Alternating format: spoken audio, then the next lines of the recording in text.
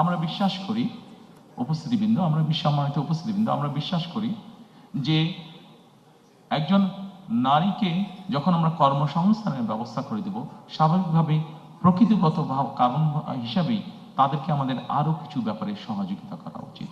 তাদের কর্মঘণ্টা কমানো বা বিভিন্নভাবে ডিস্ট্রিবিউট না করে বরঞ্চ আমরা যদি প্রাকৃতিকগতভাবে বিষয়টি বিবেচনা করি, একজন নারীকে তার সন্তানকে অনেক সময় দেখভাল করতে হয়, হয়তো ঘরে হয়তো তার সন্তানকে দেখভাল করার মতন সেই সাপোর্টটা তার নেই, তার কর্মসংস্থানে যাতে তাকে সেই সাপোর্টটা দেওয়া যায়, সেই জন্য আমরা কর্মস্থলে ডে কেয়ার এবং বেস্ট ফিডিং কর্নার আমরা কম্পালসারি করতে চাই। অর্থাৎ একজন নারী যখন তার সন্তানকে নিয়ে কর্মস্থলে আসবেন, উনি যে 8 ঘন্টা বা 10 ঘন্টা বা যতক্ষণই উনি কাজ করেন, অতটুকু সময় যাতে উনি নিশ্চিন্ত মনে কাজ করতে পারেন, সেই ব্যবস্থাটা আমরা ইনশিওর করতে চাই।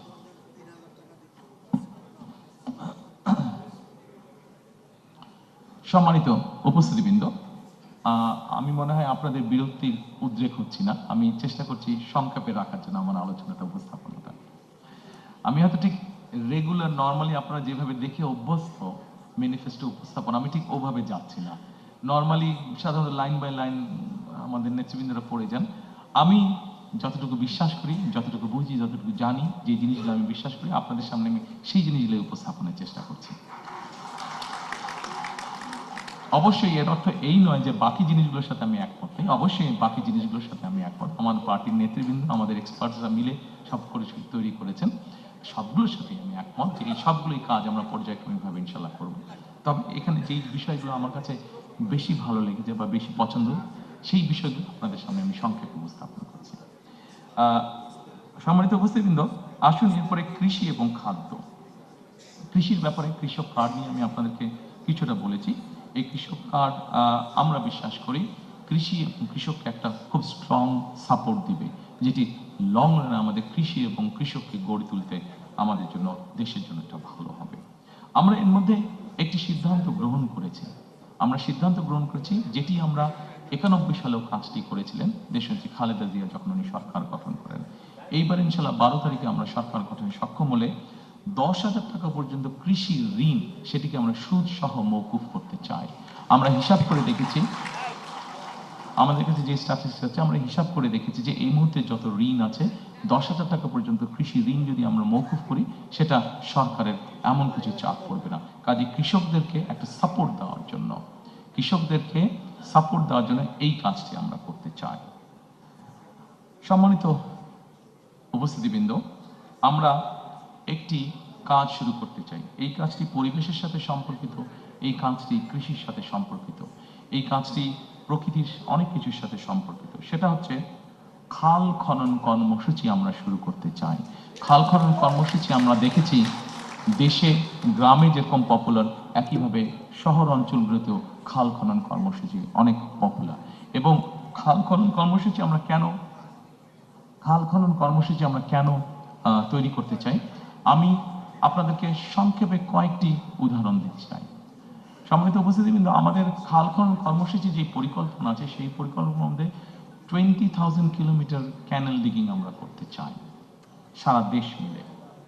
এখন এর অনেকগুলো কারণ আছে, আমি খুব সংক্ষেপে আপনাদেরকে একটি উদাহরণ দিয়ে বোঝানোর চেষ্টা করতে চাই। আপনাদের নিশ্চয়ই অনেকের মনে আছে, 1 বছর আগে হঠাৎ করে একটি ফ্লাড হয়েছিল নোয়াখালী অঞ্চলে, গ্রেটার নোয়াখালী অঞ্চলে।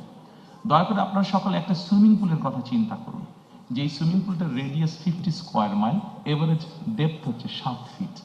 আমরা যদি এরকম একটা সুইমিং পুল চিন্তা করি, সেই নোয়াখালী অঞ্চলে যে বন্যাটা হয়েছিল, আমরা যদি পুরোটাকে এরকম একটা সুইমিং পুল চিন্তা করি, তাহলে চিন্তা করে দেখবেন ওই পানি যেটা হয়েছিল সেটা কিন্তু 15 দিন পরে চলে গিয়েছিল। কিন্তু আমরা যদি একটা 50 স্কোয়ার মাইলের একটা সুইমিং পুল, যেটার এভারেজ ডেপথ হচ্ছে 7 ফিট, আমরা যদি এই পরিমাণ পানিকে, যে পানিটি আমাদের কাছে থাকবে যতক্ষণ আমাদের প্রয়োজন, 7-15 দিনে চলে যাবে না, যদি আমরা এই পানিটিকে ধরে রাখার ব্যবস্থা করতে চাই, তাহলে আমাদেরকে অবশ্যই খাল খনন করতে হবে। প্রিয় উপস্থিতিবৃন্দ, খাল খনন আমাদেরকে আরেকটি কারণে করতে হবে। আমরা বাংলাদেশের যে কোনো জায়গায় যাই না কেন, এখন নলকূপের জন্য বোরিং করি না কেন, আমাদেরকে অনেক ভেতরে যেতে হয়। অর্থাৎ সারফেস ওয়াটার এত পরিমাণ আমরা ব্যবহার করেছি যে এখন আন্ডারগ্রাউন্ড ওয়াটার ব্যবহার করতে করতে আমাদের ওয়াটার লেভেল অনেক নিচে চলে গিয়েছে। আমরা যদি এই ওয়াটারটাকে রিচার্জ না করি তাহলে আমাদেরকে আগামী কয়েক বছর পরে ভীষণ বিপদে পড়তে হবে। খাল খনন হচ্ছে এটি অন্যতম আরেকটি কারণ। আমাদের একটি প্রবলেম আছে, আর্সেনিক প্রবলেম। বাংলাদেশের বিভিন্ন অঞ্চলে আর্সেনিক প্রবলেম আছে। আপনি যত আন্ডারগ্রাউন্ড ওয়াটার টেনে তুলবেন, আর্সেনিক আস্তে আস্তে উপরে আসতে শুরু করবে। আপনি যত ওয়াটার রিচার্জ করবেন, আস্তে আস্তে আর্সেনিকটা ডাইলিউট হতে লাগবে, নিচে চলে যেতে লাগবে। কাজেই বিভিন্ন বিষয়ে যদি আমরা বিবেচনা করি, সম্মানিত উপস্থিতি, কিন্তু আপনারা নিশ্চয়ই লক্ষ্য করেন অনেক সময় যখন ঢাকা থেকে একটু বাইরে টেরে যান, আপনারা বাই রোড যান, আপনারা খেয়াল করে দেখবেন রাস্তার দুই ধারে কম বেশি যেই গাছগুলো থাকে, দেখবেন গাছগুলো কেমন যেন নেতিয়ে পড়েছে। এই নেতিয়ে পড়ার আরেকটা কারণ হচ্ছে ওই এলাকায় যে আন্ডারগ্রাউন্ড ওয়াটার লেভেল আছে এত নিচে চলে গিয়েছে যে গাছগুলো তার শিকড় আর নিচে পাঠাতে পারে না, এত নিচে চলে গিয়েছে। কাজে আমাদের এই প্রকৃতিকেও যদি আমাদের ঠিক করতে হয়, ধীরে ধীরে যদি আবার একটা স্বাভাবিক পরিস্থিতি ফিরিয়ে আনতে হয়, তাহলে আমাদের ক্যানেল ডিগিং করা অত্যন্ত প্রয়োজন। আমাদের পরিকল্পনার মধ্যে একটি রয়েছে বরেন্দ্র প্রকল্প পুনর্চালুকরণ করা। এই বরেন্দ্র প্রকল্প সম্পর্কে আপনাদের অনেকেরই ধারণা আছে। এটি রাজশাহী, চাঁপাইনবাবগঞ্জ, রাজশাহী ওইদিকে শুরু হয়েছিল এবং এটির বিস্তার মোটামুটি ঠাকুরগাঁ পঞ্চগড় পর্যন্ত। এই বরেন্দ্র প্রকল্প চালু করার পরে আমাদের পুরো উত্তরাঞ্চলের কৃষির উৎপাদনই একদম পাল্টে গিয়েছিল। এই প্রকল্পটি মোটামুটিভাবে এখন অলমোস্ট মৃতপ্রায়। আমরা চাই এই প্রকল্পটিকে আবার চালু করার জন্য। সম্মানিত উপস্থিতিবৃন্দ, আমাদের এই কৃষি এবং খাদ্যের মধ্যে আপনি যদি খেয়াল করেন, ডান দিকে একটি আছে জলবায়ু ঝুঁকি মোকাবেলা। জলবায়ু ঝুঁকি মোকাবেলা আমরা সিদ্ধান্ত গ্রহণ করেছি, আমরা পরিকল্পনা গ্রহণ করেছি যে এই ঝুঁকিটা আমাদের জন্য অত্যন্ত রিস্কি একটা ঝুঁকি। আমরা যদি দেখি আমাদের দক্ষিণাঞ্চল যেভাবে গাছপালা মরে যাচ্ছে, দক্ষিণাঞ্চলে যেভাবে নদী নালা শুকিয়ে যাচ্ছে, যেভাবে সমুদ্রের পানি উপরে উঠে আসছে, আমরা যদি দেখি আমাদের সারা বাংলাদেশে কিভাবে ফরেস্টেশন ধীরে ধীরে কমে যাচ্ছে, তাহলে আমাদেরকে ইমিডিয়েট এই কাজটিতে হাত দিতে হবে। এবং আমরা ঠিক করেছি 5 বছরে আমরা চেষ্টা করব, 5 বছরে আমরা চেষ্টা করব, যদিও খুব অ্যাম্বিশিয়াস প্রোগ্রাম, তারপরে আমাদের পরিকল্পনা আছে এবং 5 বছরে আমরা চেষ্টা করছি প্রায় 50 কোটির কাছাকাছি বৃক্ষ রোপণ করার জন্য। এরই ভিতরে আমাদের যারা এক্সপার্ট আছেন তারা মোটামুটিভাবে কাজ করেছেন যে কোন এলাকার কোন বৃক্ষটা ভালো হবে, সেভাবে আমরা আমাদের পরিকল্পনা সাজিয়েছি। কাজেই টেকনাফে যে বৃক্ষটা হবে, তেঁতুলিতেও সেটা হতে পারে, কিন্তু অত ভালো হবে না, কারণ ওখানকার সয়েল ইজ ডিফারেন্ট, ক্লাইমেট আবহাওয়া কিছুটা ডিফারেন্ট। সেই জন্য আমরা সেভাবেই চিন্তা ভাবনা করেছি। এবং আরেকটি জিনিস করেছি, এখন যেটা মডার্ন যুগে করা যায়, আপনি স্যাটেলাইট ইমেজ দিয়ে আপনি কোনো জায়গায় যদি 500 গাছ লাগান, আপনি যদি 500 গাছের চারা ওখানে রোপণ করতে চান, ওখানে 500 চারা রোপণ হলো কি হলো না আপনি স্যাটেলাইট ইমেজ দিয়ে কিন্তু ওটা ঘরে বসে আপনি দেখতে পারবেন, মনিটর করতে পারবেন। সেজন্য এই সুবিধাটাও আমাদের আছে। তো আমাদেরকে জলবায়ুর ঝুঁকি মোকাবেলা করার জন্য আমাদেরকে জলবায়ুর উপযোগী যে গাছগুলো আছে সেগুলো লাগাতে হবে, সেগুলো রোপণ করতে হবে। যেমন আমরা যদি ঢাকা শহরে, এই বোধহয় গত পরশুদিনও আমরা কোন একটা নিউজে আমি দেখলাম যে ঢাকা শহর বোধহয় পলিউশনে আবার বোধহয় কয়েকটার মধ্যে প্রথম বা দ্বিতীয় এরকম হয়েছে। কাজেই এই ঢাকা শহরের এয়ারকেও যদি ফিল্টার করতে হয়, আপনাদের নিশ্চয়ই অনেকের জানা আছে যে নিম গাছ সাধারণত অন্য নর্মাল গাছের থেকে 3 গুণ বেশি অক্সিজেন প্রডিউস করে।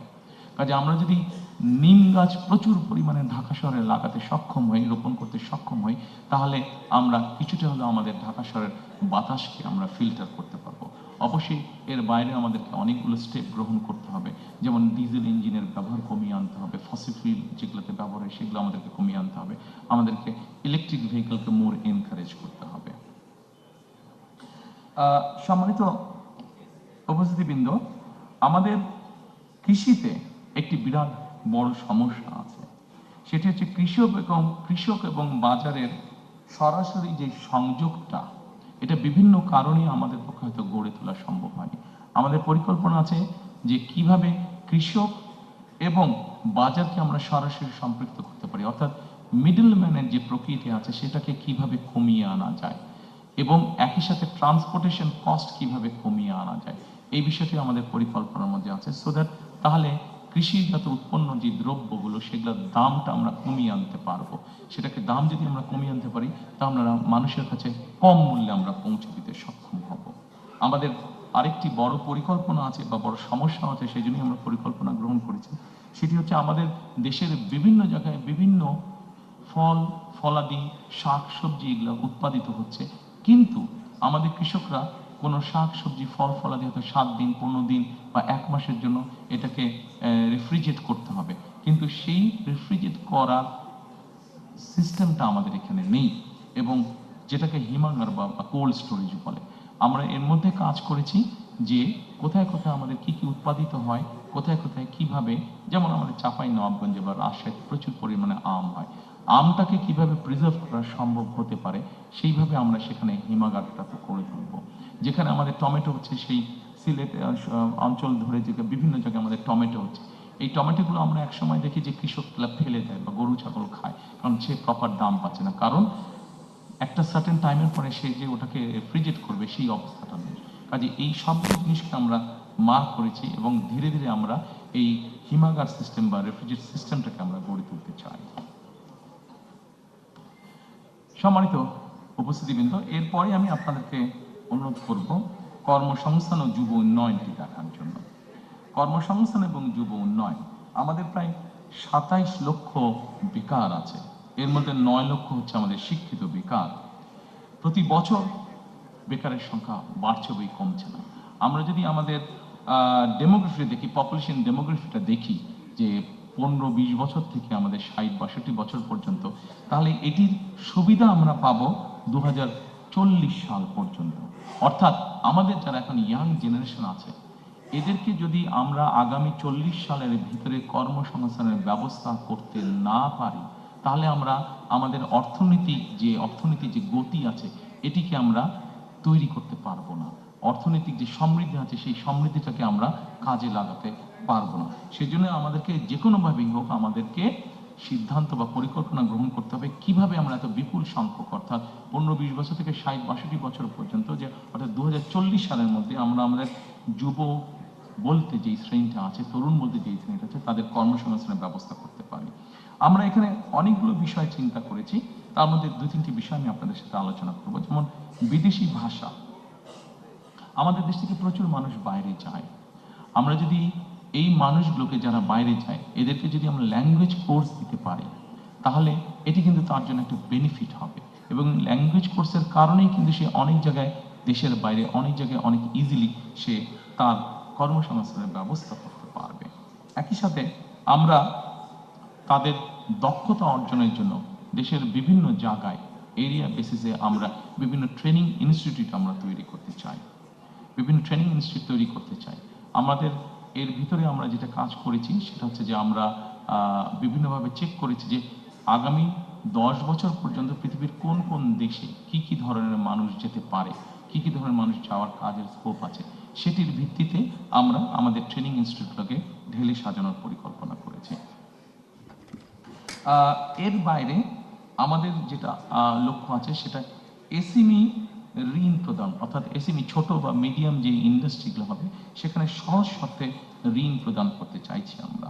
আমরা যারা অনলাইনে শপিং করে অ্যামাজন এবং আলিবাবা এই ধরনের প্রতিষ্ঠানের সাথে আপনাদের অনেকেরই পরিচয় আছে। এইখানে যেই দ্রব্যগুলো পাওয়া যায়, প্রোডাক্টগুলো পাওয়া যায়, এগুলো যে খুব রকেট সায়েন্স টাইপের প্রোডাক্ট তা না, এগুলা বরং এই প্রোডাক্টগুলো খুব সহজেই কিন্তু তৈরি করা সম্ভব হয়। আমরা যেটা করতে চাইছি, আমরা আমাদের এসএমই এন্টারপ্রেনার যারা থাকবে তাদেরকে আমরা এনকারেজ করতে চাইছি যে তারা এই ধরনের ছোট ছোট সেটআপগুলো তারা করুক, এবং আমরা সরকার থেকে তাদেরকে বিভিন্ন রকম সহযোগিতা করবো। অ্যাট দ্য সেম টাইম আমরা অ্যামাজন এবং আলিবাবা এই ধরনের প্রতিষ্ঠানের সাথে প্রাইমারি কথা বলেছি যে তারা তাদের প্রকিউরমেন্টটা বাংলাদেশ থেকে করুক। যখন তারা বাংলাদেশ থেকে তাদের প্রকিউরমেন্টটা করা শুরু করবে, খুব স্বাভাবিকভাবেই আমাদের এই মেইন ফ্যাক্টরিগুলো চলবে, এবং এই মেইন ফ্যাক্টরিগুলো চলা মানে কর্মসংস্থানের ব্যবস্থা হবে।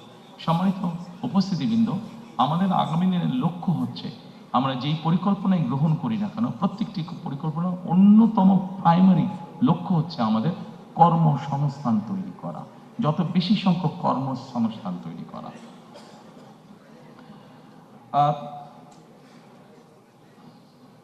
এর বাইরে আমাদের পরিকল্পনা আছে আন্তর্জাতিক, আমাদের ইয়াং জেনারেশনের অনেকেই অনলাইনে বা আইটিতে কাজ করে থাকে, কিন্তু তাদের পেমেন্টের ক্ষেত্রে বিভিন্ন রকম পেমেন্ট সেটার ক্ষেত্রে বিভিন্ন রকম সমস্যা হয়ে থাকে। আমরা সেই জন্য আন্তর্জাতিক পেমেন্ট যে সুবিধা আছে, পেপাল সহ এই ধরনের সুবিধাগুলো আছে, এগুলোকে আমরা ইনভাইট করছি, এগুলোকে আমরা দেশে নিয়ে আসতে চাইছি।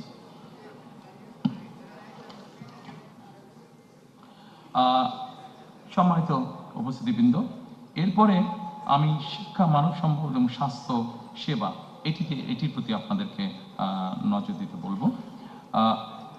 আমাদের শিক্ষা খাতে জিডিপির 5% আমরা বরাদ্দ করতে চাইছি, অবশ্যই একবারে না, সেটা পর্যায়ক্রমিকভাবে করতে চাইছি।